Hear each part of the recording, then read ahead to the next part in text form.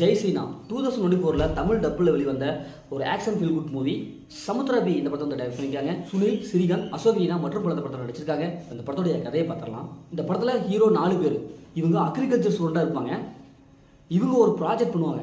அந்த ப்ராஜெக்ட் மட்டும் சக்ஸஸ்ஃபுல்லாக ஆச்சுன்னா ஏகப்பட்ட பேர் பயன்பெறுவாங்க.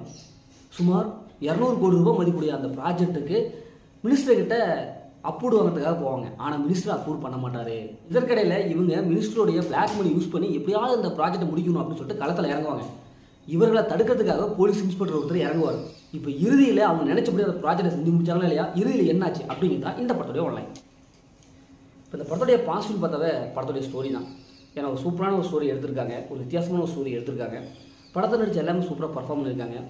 சிரிக்காந்த் ஆகட்டும், அந்த போலீஸ் இன்ஸ்பெக்டர், அந்த ஸ்டூடெண்ட் 4 பேர் இப்படி எல்லாருமே வந்து கொடுத்த வேலையை கரெக்டாக செஞ்சுருக்காங்க. ஸ்க்ரீன் பிளே ஃபர்ஸ்ட் ஹாஃபில் ஓரளவுக்கு பார்க்குற மாதிரி இருக்குது.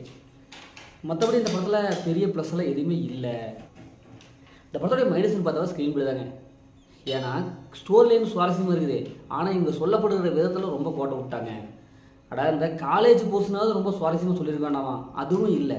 ஏதோ அப்படியே போகுது படம், இவங்க அப்படியே ஃப்ரெண்ட்ஸுங்க வராங்க போகிறாங்க அப்படின்றது தான் இருக்குது. காமெடி சுத்தமாக எடுபடவில்லை, கிரன்ச்சாக இருக்குது.